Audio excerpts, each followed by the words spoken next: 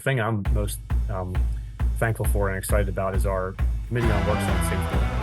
And we've made a reduction in worksite crashes on the Turnpike Commission by more than 20% since we started this committee. 20%? 20%. It's not one innovation, but instead it's a multitude of things that were implemented that help reduce the worksite crashes. You can't put your finger and say it's just this. It's a whole host of things that we increased focus on across multiple departments. And also we needed full support from our executive staff and our commissioners. That's great. This episode is brought to you by CSG.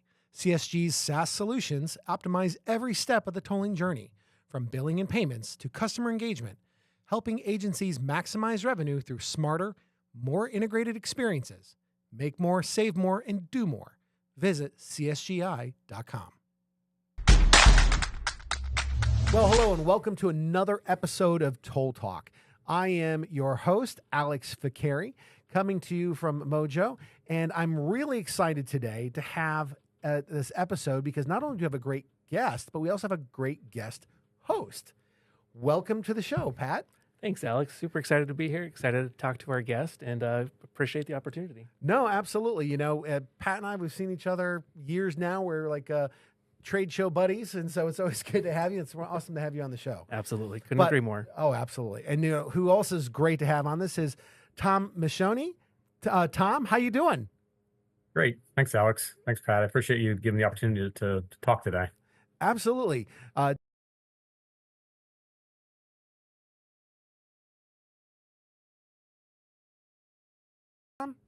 You did. That's Exactly. quite the job. That's quite the title there. So Yeah, it's a mouthful. yeah, well, no, it's great. It's great to have you on the show today. And so before we dig in a little bit, you know, there's a lot of topics we're going to talk about today, and I just have to say, you know, I'm excited about innovation, you know, infrastructure changes, and so Tom, you know, I would love to kind of start, you know, before we dig in too much into these wonderful topics. Tell us a little bit about you and where your background is, and you know, how'd you get into tolling?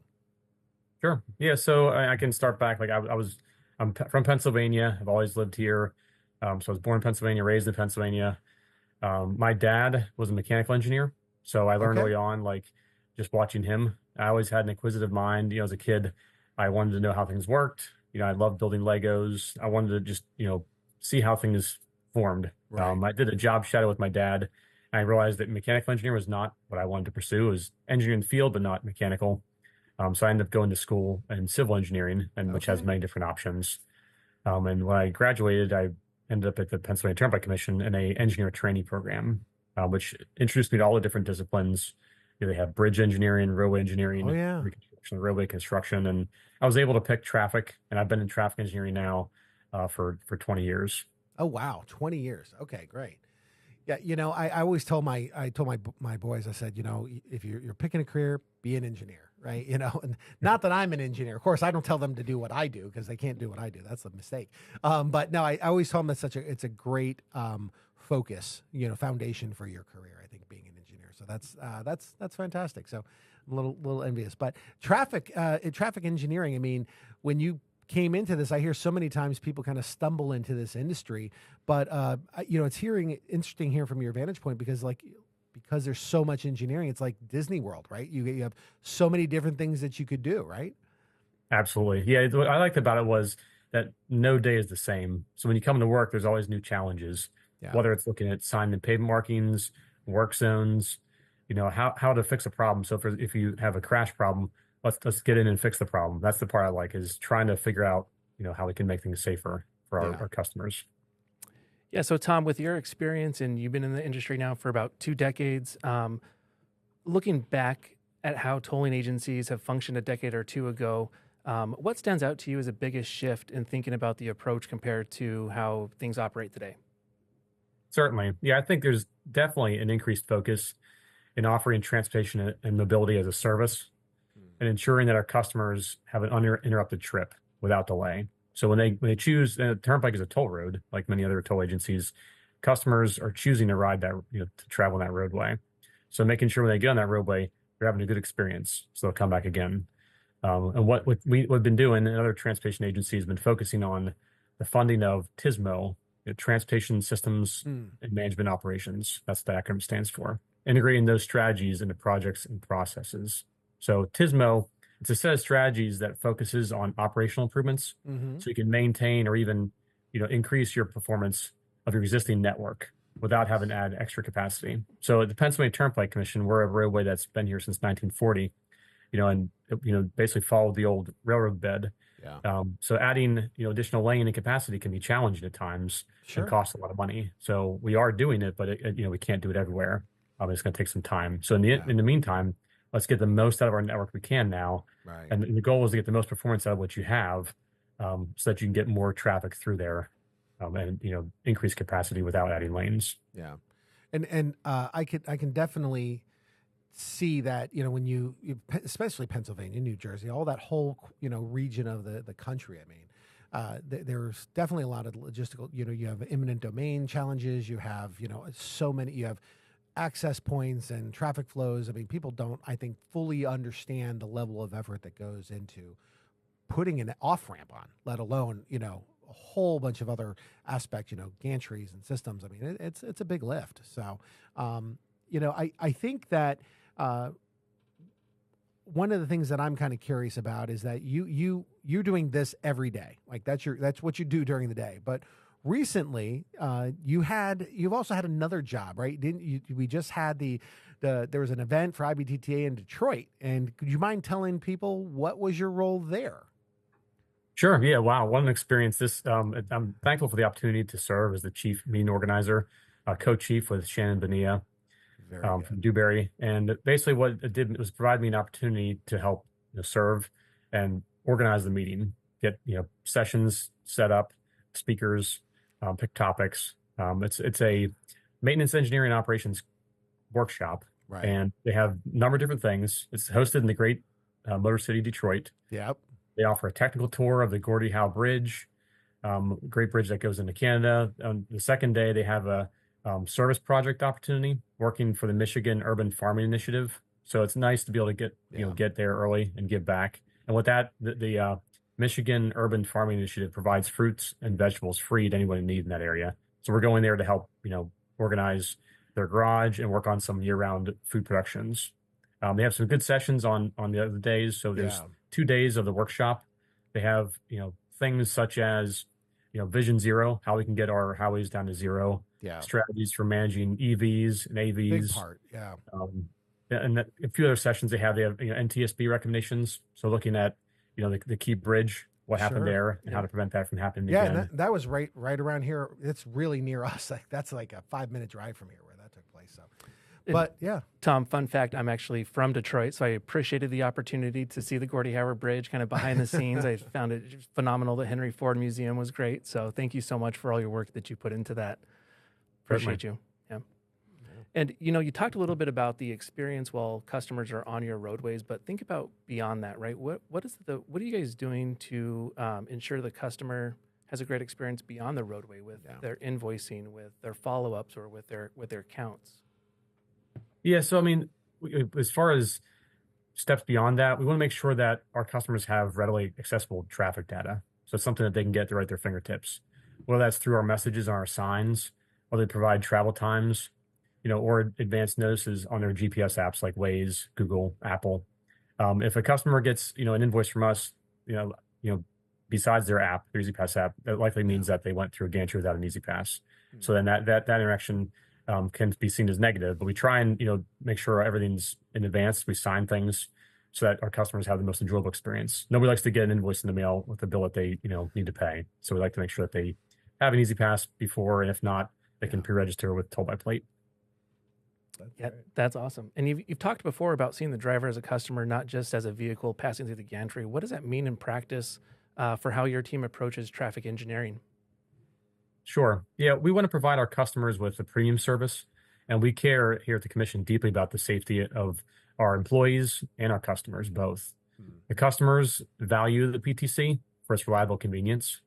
And so at the Turnpike, it's our responsibility to deliver an expectation, to make sure that we continue to maintain our high service levels, and we have to continue working on expanding the services that we provide to meet the evolving needs for our future customers. And we are where we are today because we don't accept status quo. We continue to grow by making new trends in the tolling industry. And even though we're an 85-year-old railway, we recognize that we're still in growth mode, giving us the opportunity, for lots of possibilities.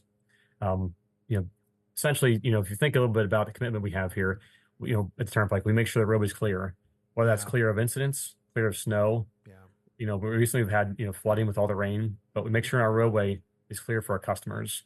Yeah. And it's not just because, we adopt technologies and strategies to be successful, but we also have, successful incident management program to make sure that you keep traffic moving at all times. That's great. Yeah. Pat and I obviously have a big, passion for customer experience too. And, and what we do on a daily basis. So it's really reassuring here that that's a big focus of what you're doing. And I am kind of curious though, from gathering that feedback, and seeing it actually come to fruition. Can you maybe talk a little bit about, has there been a time where you did get that feedback and it led into an actual change that people, I don't know, maybe saw it directly or indirectly or experienced indirectly? Sure. Yeah. So most of our feedback comes through our traffic operations center or for our customer assistance center through Okay. phone calls or, emails most days now. Yeah. People send, like to go electronically. But the one thing that sticks out for me, I remember we received a number of complaints early on that customers didn't know where they were, or they were calling in and we were having a hard time figuring out where they were when, hey, I have a flat tire, or I was involved in an incident and I need, an ambulance, I need fire. And we had to figure out where they were. So we looked at installing mile marker signs. So that not only the customers know what mile marker they're at, but what direction they're at. It tells them, hey, you're on Interstate 76. Because a lot of customers get on the roadway, they don't know if they're traveling east or west. Right. Yeah. So when they call in, our we call them traffic operations center technicians or radio dispatchers can tell them, okay, if you locate one of those green signs, read the number on there to me. Yeah. Does it have a little shield on there? Tell me what direction you're going, so we can get them service as quick as possible. Because we know quick clearance is a safer roadway. The Absolutely. less time somebody spends on the side of the roadway, the safer they are. Yeah. Absolutely. And building on that, right? How does your team interpret the data that you guys are collecting to inform your operation and your strategic decisions? Yeah, so we have a partnership with a number of different agencies, but one that I like to promote is our partnership with Waze. So we Okay, receive great. data from the app Waze. If there's a vehicle stopped on a roadway, if there's roadway debris, our supervisors get notified that there's debris on the roadway. So they'll Nice. look and see, okay, based on a reliability method. So if a number of people hit the thumbs up, Yeah. it comes. We see if we have a camera. Can we view it? If not, we dispatch our maintenance utility worker. We call them MUW out to the scene. Say, hey, there's report of object on road out there. Wow. Take a look, see where it's at, and then go out there and find, oh, it's tire debris. Or we have cameras on our trucks, so we can actually view the Wow. utility worker as they arrive on scene. Oh, that's fascinating. That now I'm assuming there's like some AI components tied in there as well, correct? That Yeah, we're working with AI to get basically to we haven't got there yet, but we're working to get it to where it's okay. If there's enough reliability method sure. behind the people's reports, that it'll automatically turn on signs. But right now, we still have human interaction where it comes in. We like to verify it before we post messages. We don't want to have something out there that's not a Right. message on the board when something's not the Right. Yeah. Vetted. So So- no, that's great. So Tom, with all this data being collected, we're thinking about AI and all of this that's coming in. I guess in the end, that data confidence that you're looking for, do you think that's something that's going to take you a month, a year, 5 years? Like how, I'm sure you're going through processes and ways to solidify your knowledge and make that experience, solid. I mean, what does that plan look like for you? I mean, do you think it's, you're there, you're ready, or what's your process like? Yeah, we're slowly getting there. So I guess I'll give you an example with speeds. We get vehicle speed information now, Okay. and we have it in the dashboard, so we can see for each segment of the turnpike what the vehicle's average speeds are. Okay. So if we all of a sudden see it, slow down in speed, we know, okay, something's going on there, whether it's weather or an incident. And we look at adjusting our speed limits. So in the wintertime, if we see, okay, all of a sudden a number of vehicles are slowing down, we need to adjust the speed limit accordingly. What you don't want is, a speed differential. Vehicles going at a high rate Right. speed and then other vehicles going at a Yeah. slow speed. So we currently still, again, use human interaction. We see that there's slowdown speeds. We verify it and we, reduce the speed limit accordingly. But it would be nice at some point to get to the, where the AI is involved. Yeah. And it might not be seamless. If it sees a slowdown, it would post messages. I think we're headed that direction. We're just not there yet. Oh yeah, sure. Absolutely. So, are there any surprising lessons that you've learned about customer satisfaction in traffic engineering? Maybe things that aren't so obvious unless you're doing the work. Yeah, if there's an incident, customers like to know what is going on and why they're sitting in stop traffic. So we are a Yeah. closed system. Um, we have some areas where, if you're out in the middle part of Pennsylvania where you can travel 30 some plus miles without an exit. Wow. Oh, And if wow. there's an incident, you're now stuck there. Yeah. So customers want to know, okay, why is traffic not moving? How long am I going to be here? Yeah. What do I need to do? So we created a new text messaging service. It's called 47676. So if you text, any word, it could be info, help to 47676. It provides you with real-time communication and updates. It'll Okay. tell you, what happened. You know, basically how long it's going to be till the road can be reopened, how it's being handled, and how long it'll be till you can be back on your way. Because Yeah. the last thing one is a customer sit out there for hours, Yeah. not know what's going on. Right. They get frustrated. Yeah. Truck drivers go to sleep. We want to make sure that they're ready to go when the road reopens. I Yeah. love that. So if I'm on your roadway, right, and I'm stuck in traffic and I'm texting, the next time I'm taking a trip on the road, do I have to re-opt in for that text message, or does it remember that I gave question. consent the first time? You have to re-opt in, yeah, and Okay. you have to be stopped in traffic. So we don't want Okay. somebody texting while they're driving. Right. It's when you're Ah, in, Right. in nice. non-moving traffic, or you can have your passenger do it. You're sitting there, But yeah, you text and you opt in. You choose to opt in each time the incident's handled. Yeah. It's awesome. Now, and that sounds like, it just makes you think about, the forward future way of thinking, like, and how can you optimize that experience?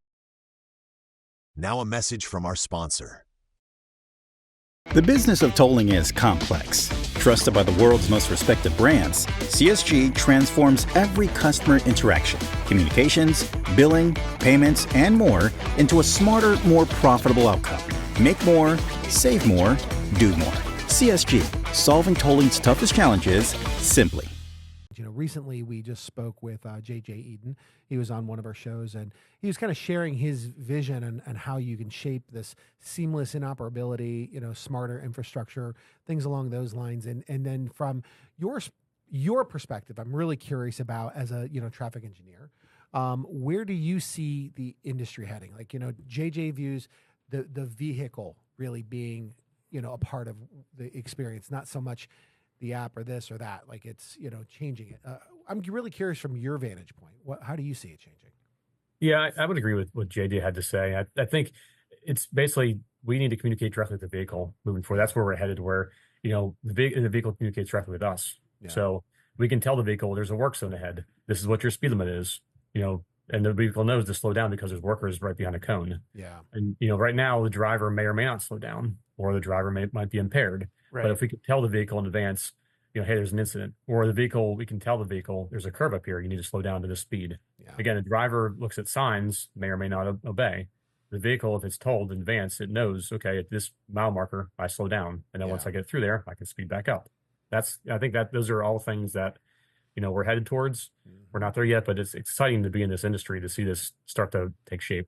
I've never thought about that use case, right? Telling the Yeah, sure. vehicle to slow down ahead of time and having the autonomous vehicles actually slow down to prepare for whatever's ahead. I've never given that any thought. That's incredible. Yeah. Thank you for sharing that. So, keeping on the theme of having your crystal ball out, where do you, if we fast forward 2, 4, 8 years down the road, what do you think we'll be saying about the leading tolling authorities then, right? What will they be doing differently than they're doing today?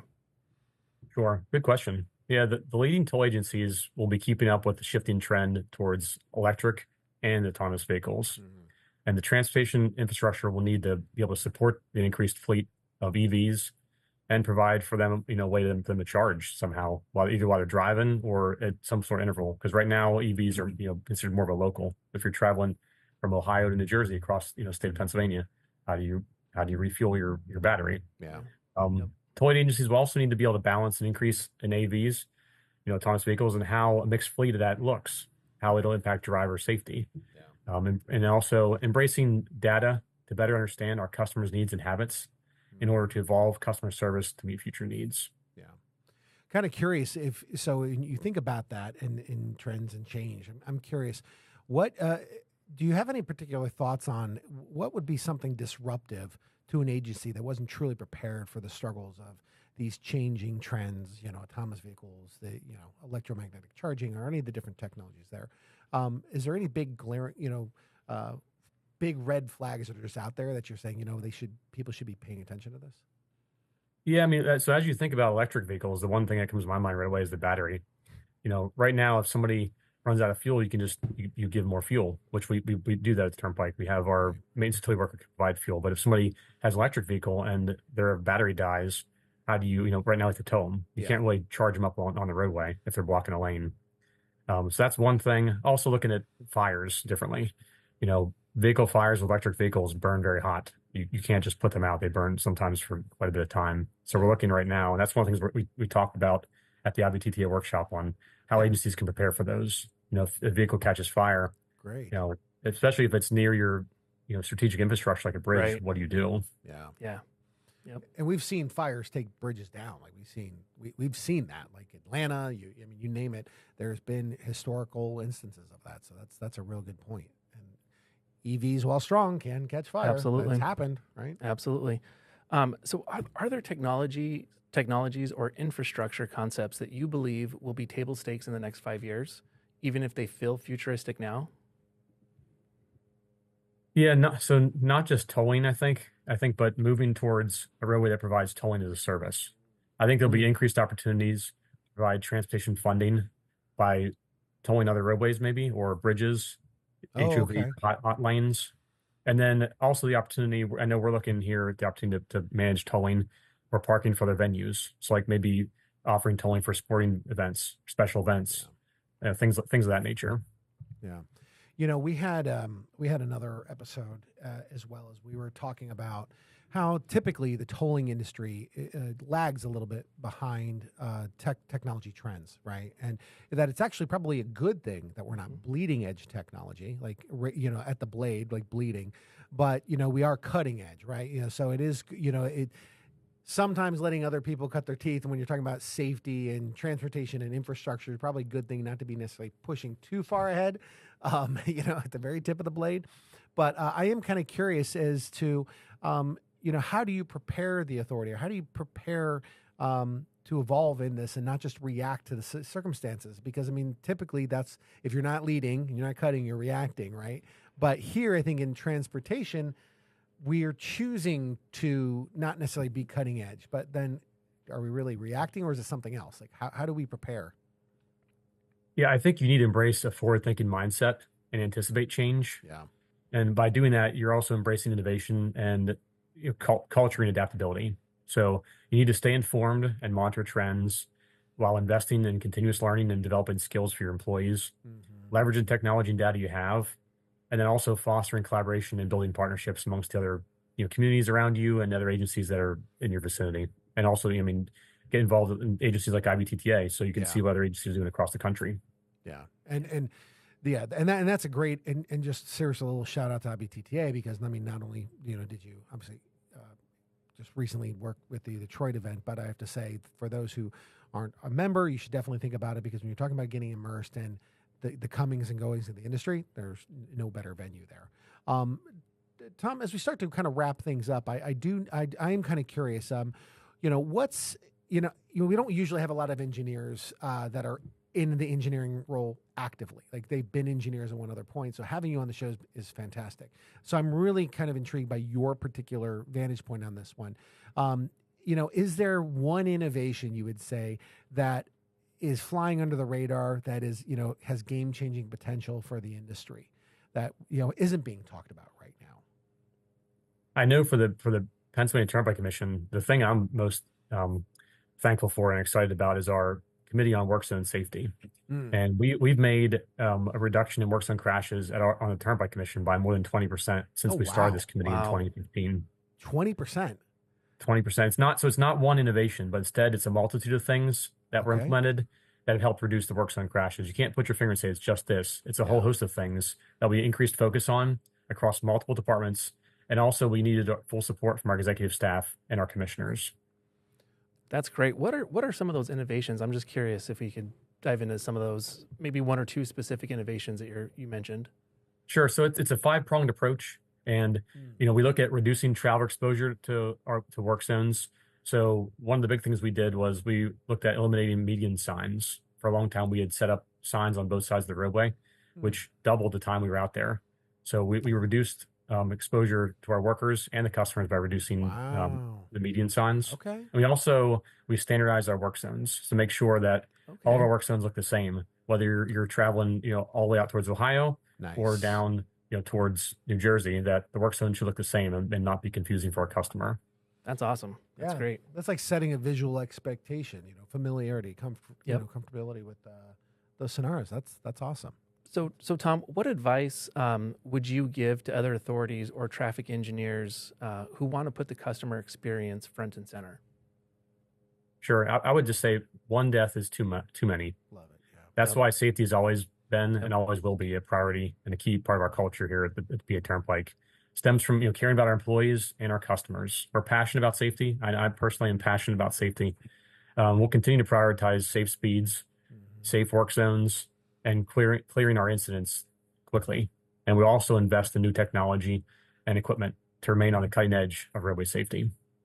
Wow. That's great. awesome. That's, Tom, it is wonderful to hear that from you, because I think there's, people that are there, at the on the roads and building these infrastructures and seeing it, we don't always get to hear that. And so to hear it's literally everywhere, all vertically, horizontally, all throughout the industry, and to hear you reinforce with such vigor, that's awesome. Especially global safety and that initiative and campaign. So it's great to hear that we share that passion. That's wonderful. Well, Tom, I want to thank you. You've been a great guest. Thank you so much for being on this and allowing Pat and I to sit down and get a little bit more information. So definitely hope you had a good time, and hope you'll even join us again sometime. Sure. Yeah, Alex, Pat, both. Thank you both for giving me the opportunity. And yeah, it's been enjoyable. It was a new experience, but a good experience. Excellent. Absolutely. Excellent. Well, I also want to thank Pat. Thank you so much for joining us as a guest this time. I hope you'll come back and do it again. Hey, thanks for having me. I hope to get the invite to come back. Absolutely. Well, thanks again, Pat Wicketts and CSG, for being on one of our sponsors. And thank you for watching this episode of Toll Talk. We hope to see you again, and have yourself a great day.